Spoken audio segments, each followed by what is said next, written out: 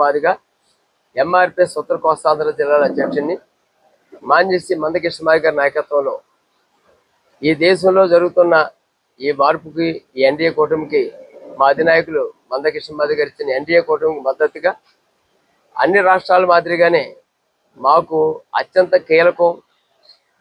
అన్ని జాతులతో పాటు ఈ ఏజెన్సీలో ఉండబడే ఒక మాదిగ జాతి, అన్ని గ్రామాలలో ఉన్న జాతి కూడా ఓటర్స్గానే ఉన్నారు. అదృష్టం ఏంటంటే గీత గారు ఎంపీ గారు రావటం, ఇక్కడ మేము చెప్పుకోవడానికి సమస్యలు దగ్గరగా వెళ్ళి అమ్మ మా పరిస్థితి ఇది, మన వాళ్ళు ఎంతమంది ఉన్నారు, మీరు దృష్టి పెట్టండి అని చాలా దగ్గరగా అడిగే అవకాశం వచ్చినందుకు నిజంగా మోడీ గారికి ధన్యవాదాలు తెలియజేయాలి. మనకు అనుకున్న క్యాండిడేట్ని ఇక్కడ ఇవ్వడం. ఏజెన్సీలు అమ్మ టోటల్గా మాదిగలుగా 30,000 ఓటింగు మాదిగలే ఉన్నారని నేను గత 17 ఏళ్ల నుంచి అనంతబాబు అనే వ్యక్తిని ఎదిరిస్తూ సింగిల్గా రాత్రి 10 నుంచి 1 గంట వరకు ఏజెన్సీ నుంచి వెళ్ళిన ఏకైక ప్రాణాలతో మిగిలిన వ్యక్తి నేనే. అతన్ని నిర్ధారించి అతని కేసులను అక్రమ అట్రాసిటీ కేసులు కూడా పెట్టి దళితుల మీదే దళితులు వేరే వాళ్ళతో పెట్టించి ఎన్నో ఇబ్బందులు పెట్టి ఆదివాసీలు బిడ్డలుగా బతుకుతున్న ప్రశాంతమైన వాతావరణంలో తనకు సంబంధం లేని వ్యవహారంలో కూడా మాదిగలుగా ఉండబడి మా మాన్యాల్ని కూడా తన చెరువులుగా ఆక్రమించుకుని ఇక్కడ మాదిగలే లేరని నినాదాన్ని పెట్టిన ఒక అనంతబాబుకి గుణపాఠం చెప్పాం. అదే మాది 2009లో మాదిగలు ఉన్నారు మాకు ఎంపీడీ స్వప్నం ఇవ్వండి అంటే బాబు రమేష్ కూడా ఇదే పరిస్థితి చేస్తే దేవిపట్నం తొయ్యేరు గ్రామం నుంచి 950 ఓట్లు ఎంఆర్పిఎస్ నాయకత్వం మనం పోటీ 2009లో పోటీ చేస్తాం. ఏజెన్సీ మనం చేయొద్దు, మనం ఉన్నామని నిరూపిద్దాం అనగానే నిజంగా కృష్ణమాది గారి మీద నమ్మకం ఆ గ్రామం బాబు రమేష్ అనే వ్యక్తి ఓడిపోతే కానీ మాదిగలు ఎంతమంది ఉన్నారని తెలుసు, ఎంతమంది ఉన్నారో తెలియపరిచి అంటే ఒక కీలకమైన స్థితిలో మాదిగలు అనేవాళ్ళు అన్ని వర్గాలతో పాటు ఏజెన్సీలో బతుకుతున్నాం. కానీ 171 యాక్ట్ వచ్చిన తర్వాత అందరికి ఇబ్బంది ఉంటుంది. కానీ ఈ ఏజెన్సీలో 1400 సంవత్సరాల నుంచి ప్రతి కుటుంబానికి ప్రతి గ్రామంలో మాదిగనే మనిషి బతుకుతూనే ఉన్నాడు. కేవలం ఓటర్స్గానే ఉన్నారు. మీలాంటి ఎంపీలు వచ్చినప్పుడు వీళ్ళు సంక్షేమ పథకాలకు దూరంగా పెట్టడం, ఏదన్నా అవకాశం వచ్చో మీకు లేదంటాం. 171లో లేదు, కానీ ఓటర్స్గా వాడుకునే వ్యక్తులకు సంక్షేమ ఫలాలు అందించాలి. మరి ముఖ్యంగా హౌసింగ్ స్థలాలు మనం కొనుక్కుంటూ వచ్చే కాదమ్మా, ఉన్న స్థలాల్లోనే గతంలో టీడీపీ గవర్నమెంట్లో చేతంచెట్టి వెంకటేశ్వరులు జవహర్ గారి టైంలో మాకు హౌసింగ్ లోన్స్ వచ్చాయి. అప్పట్లో ఉంది హౌసింగ్ లోన్స్ అని ఇవ్వగలిగితే మీరు వస్తున్నారు కాబట్టి మన కేంద్ర ప్రభుత్వంతో మందకృష్ణ మాది గారితో మీతో కూడా మాట్లాడించి ఒకసారి మీతో సపరేట్గా ఏజెన్సీ మాదిగల యొక్క బాధలు సాధలు మన ఎమ్మెల్యే గారు మీ ఇద్దరు ముందు పెట్టి అసలు మా కోరికలు ఏంటి, మేము ఎంతమంది ఉన్నామో తమకు కూడా చూపించే పరిస్థితి చేస్తాం. ఇక్కడ మాకు కమ్యూనిటీ భవనాలు మన కేంద్రంలో వచ్చే నిధులతో ఢిల్లీ నుంచి గల్లీలోకి వచ్చే నిధులు తమరు పెద్ద మనసు చేసుకుని మన బిడ్డలకి ఇక్కడ ఉండబడే మాదిగలకి కమ్యూనిటీ భవనాలు ఇకపోతే ఇంకా నిరుద్యోగ పాలన అంటే 177 అన్నారు. అదృష్టం ఏంటంటే ఇప్పుడు 003 అది అంటే అమలు అయితే ఎంతో మందికి నష్ట కష్టాలు పడి ఉంటారు. నిజమైన ఆదివాసీ బిడ్డలకి ఎవరు కూడా ఏ కులం కూడా అడ్డు కాదు.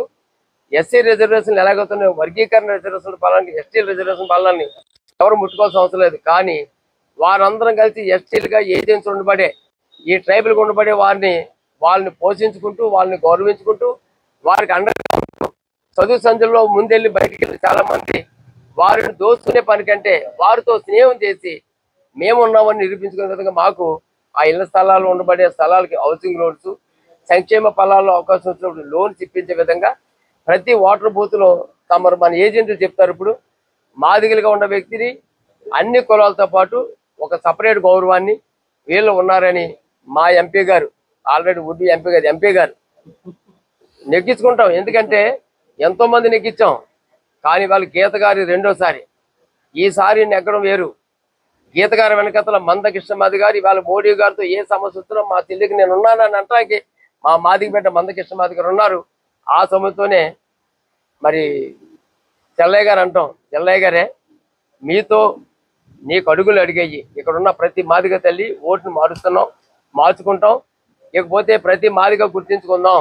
అనంతబాబు అనే వ్యక్తి ఇప్పటిదాకా మనల్ని ఎలా పాలించాడు, మాదిగలుగా మనకి ఎంత గుర్తింపించాడు. ఇవాళ ఈ వేదిక మీద నరేంద్ర మోడీ గారి నాయకత్వం, పవన్ కళ్యాణ్ నాయకత్వం, చంద్రబాబు నాయకత్వంలో ఇవాళ అన్ని కులాలు కూడా సమానంగా వేదిక మీద కూర్చుని సమస్యలు పంచుకునే మార్గాన్ని కల్పించింది నరేంద్ర మోడీ గారు, చంద్రబాబు నాయుడు వీళ్ళ నాయకత్వాన్ని మనం ముందుకు తీసుకెళ్లి నరరూప రాక్షసుడే అనంతబాబు గారు గుర్తించుకోండి, ఇది నీకే. గతంలో చాలా ఈజీగా చంపి డోర్ డెలివరీ చేస్తే హ్యాపీగా తిరుగుతున్నామో, ఈ మధ్యన దళిత గ్రామాల్లో నేను దండేయకుండా ఎలా తవరగలిగామో ఏజెన్సీ నుంచి కూడా మాదిగల వల్ల నాకు ఈ పరిస్థితి వచ్చింది అనే కర్మను కూడా వచ్చే విధంగా నువ్వు నిద్రపోతే కూడా మాదిగ గుర్తింటేలాగా లేరన్న మాదిగలు ఎంతమంది ఉన్నారని గీత గారిని చిరిసాన్ని నెగ్గించుకొని నిన్ను ఏజెన్సీని తవరే వరకు ప్రతి మాదిగ బిడ్డ నడుం కట్టి చేస్తేనే మనకు మంచిదని నరేంద్ర మోడీ గారి నాయకత్వం దేశానికి గొప్ప అభివృద్ధి రాబోతుంది.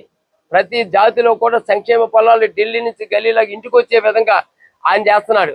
ఈ రోజు జగన్ ప్రభుత్వం మాట్లాడే ప్రతి రూపాయి, నరేంద్ర మోడీ గారు ఇచ్చిన రూపాయిని కూడా ఈ రోజు ప్రసారం చేసుకోకుండా ఆయన మంట లేకుండా కేంద్ర నిధుల్ని కూడా పంచబలితే ఎస్సీ ఎస్టీ సప్లా నిధులన్నీ పట్టుకొని ఎవరు పంచిపెట్టాడు గమనించండి. ఎస్టీలు ఎస్సీలు కలిపి 15% మందికి మనకిచ్చి 85% డబ్బుని ఎవరికి తీసుకెళ్లి పెట్టాడు జగన్మోహన్ రెడ్డి గారు. ఢిల్లీ నుంచి నరేంద్ర మోడీ గారు పంపిన డబ్బు కానీ ఎస్సీ సప్లా నిధులు కానీ జగన్మోహన్ రెడ్డి గారు దుర్వినియోగం చేసి మన రోడ్డుని పడేశారు. కాబట్టి ఈసారికైనా మనం మారి డబుల్ ఇంజిన్ సర్కారం తెచ్చుకుని ఎంపీ గారిని, గీత గారిని, సిరీస్ గారిని ఎమ్మెల్యేలు ఎంపీగా చేసుకుని ముందుకు పోదామని ప్రతి మాది బిడ్డ గీతమ్మకి తోడుగా ఉండండి. రేపు పొద్దున్న గీతమ్మ గుమ్మంలోకి వెళ్ళి అమ్మ మేము ఉన్నాం, మేము ఓటు వేసామని గీతమ్మని అడిగే విధంగా చేద్దామని తెలియజేస్తూ జై మాదిగ, జై మందకృష్ణ మాదిగ. ఈ రోజు ఈ సమావేశంలో పాల్గొన్న ప్రతి ఒక్కరికి కూడా 100% ఈ రోజు క్లారిటీ వచ్చింది, కూటమి ప్రభుత్వం వస్తుందని. అలాగే ఈ రోజు మాతో పాటు మేము as it is Mandakrishna Madiga గారు ప్రధానమంత్రి గారి మీటింగ్ లో సంఘీభావం తెలపడం జరిగింది తెలంగాణ ఎలక్షన్స్ టైంలో. అలాగే మేము మీతో పాటు సాగుతామని చెప్పి ఆయన ఒక స్టేట్మెంట్ కూడా ఇవ్వడం జరిగింది అప్పుడు. అలాగే ఈ రోజు మన రాష్ట్ర ఎంఆర్పిఎస్ నాయకులు సుబ్బారావు గారు, అలాగే చంద్రబాబు గారు కూడా ఇక్కడ మాతో పాటు మేము సైతం అని చెప్పి మా ఈ ఆత్మీయ సమావేశంలో పాల్గొన్నారు.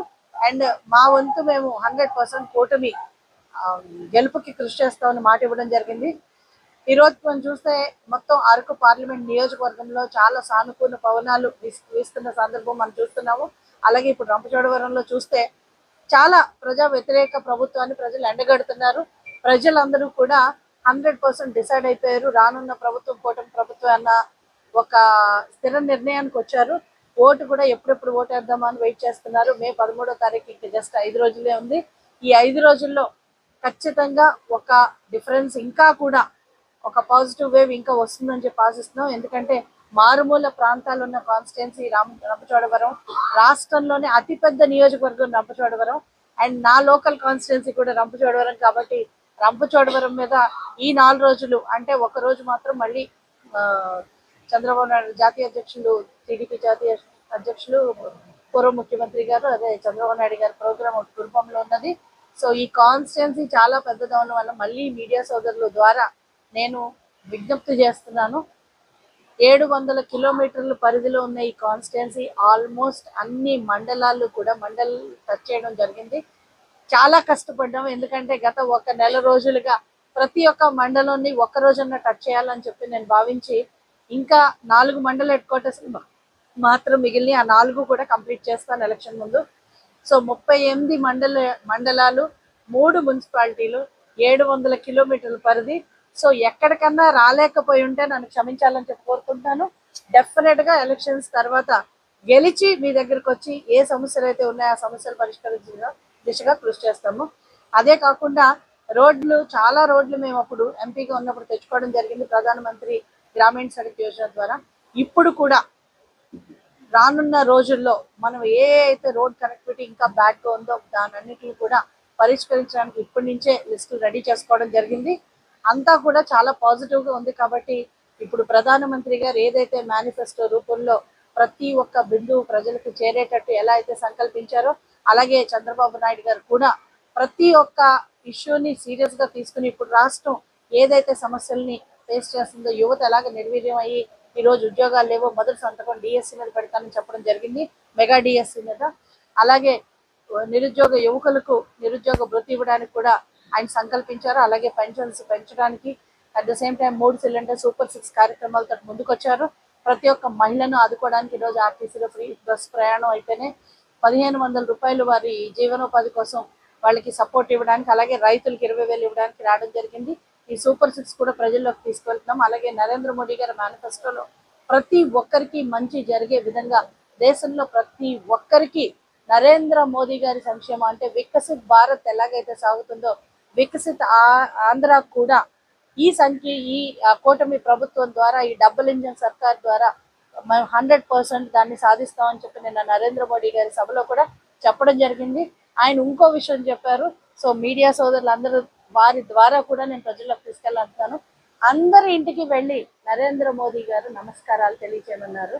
సో ఇది ఆయన సందేశంలో ఆయన వేసే ప్రతి ఓటు మళ్ళీ మోదీ గారిని ప్రధానమంత్రి చేయడానికి ఉపయోగపడుతుంది. రాష్ట్రంలో మన బిడ్డల భవిష్యత్తు బాగోవాలని 100% అందరూ కూడా ఓటు సౌకర్యం వినియోగించుకోవాలి, విజ్ఞతతో ఓటేయాలి. నెక్స్ట్ వచ్చే ఎలక్షన్స్ లో ఖచ్చితంగా మే 13 వచ్చే ఎలక్షన్స్ లో నరేంద్ర మోదీ గారికి ఒక ఓటు, అలాగే ఇక్కడ కూటమి ప్రభుత్వానికి ఒక ఓటు. అంటే ఇక్కడ పోటీ చేస్తున్న, అరకు పార్లమెంట్ లో పోటీ చేస్తున్న నాకు అమూల్యమైన ఓటును కమలం గుర్తుపై వేసి ఈ ఓటుని కేంద్ర ప్రభుత్వానికి గిఫ్ట్ గా ఇవ్వాలని చెప్పి కోరుకుంటున్నాను. నన్ను ఆశీర్వదించి ప్రజలు డెఫినెట్ గా పార్లమెంట్కి పంపిస్తారని చెప్పి నేను ఆశిస్తున్నాను. అలాగే ఇక్కడ రంపచోడవరం నియోజకవర్గంలో మిరియాల శిరీషాదేవి ఒక సామాన్యమైన అంగన్వాడీ టీచర్ కి ఇక్కడ టికెట్ ఇచ్చి ఆమెను బలపరిచారు కాబట్టి చంద్రబాబు నాయుడు గారు ఆవిడ్ని కూడా మీ అమూల్యమైన ఓటు సైకిల్ గుర్తుపై వేసి, ఇద్దరు బ్యాలెట్ పేపర్లోనూ నెంబర్ 3 గానే ఉంది కాబట్టి నెంబర్ 3కి ఓటు వేసి త్రిశూలం లాంటి ఇక్కడున్న రాక్షసుని సంహరించడానికి వచ్చే ఇద్దరు మహిళలు ఆడబడుచున్న ఆదరించి ఆశీర్వదిస్తారని చెప్పి కోరుకుంటూ, ఇక్కడికి వచ్చిన ప్రతి ఒక్కరికి, మీడియా సోదరులకి అండ్ ఇక్కడ ఉన్న ప్రతి మా కార్యకర్తలు, అంటే కార్యకర్తలు అనడం కన్నా ఎన్డీఏ కుటుంబ సభ్యులు, బీజేపీ, జనసేన, టీడీపీ నాయకులందరికీ, అలాగే మరొకసారి నేను కృతజ్ఞత చెల్లుతున్నాను పవన్ కళ్యాణ్ గారికి. మాకు సభ ఇచ్చారు ఆల్రెడీ పాల్కొండలో, మళ్ళీ ఇంకో సభ కూడా రంపచోడవరానికి ఇస్తానన్నారు. గిరిజనులకి నేను ఎప్పుడు ఉన్నాను, ఏఓబి బోర్డర్లో నేను తిరిగాను. ఈ రోజు గిరిజనుల కోసం నేను చేయడానికి సిద్ధంగా ఉన్నాను. గిరిజనుల కోసమే కదా నేను సైతం రాష్ట్రం కోసం ముందుకొచ్చిన పవన్ కళ్యాణ్ గారికి నేను మనస్ఫూర్తిగా మా ప్రజలందరి తరఫున, నా తరఫున కృతజ్ఞత తెలుపుతూ, ఇంకో సభ కోసం వస్తే డెఫినెట్ గా ఇక్కడ ప్రజలకు కూడా ఒక దిశానిర్దేశం చేసినట్టు ఉంటుందని చెప్పి నేను కోరాను. డెఫినెట్ గా వస్తారని చెప్పి నేను ఆశిస్తున్నాను. 100% ఈ ఎలక్షన్స్ ఒక చారిత్రాత్మక ఎలక్షన్స్ అవుతాయని చెప్పి నేను ఆశిస్తున్నాను. Thank you.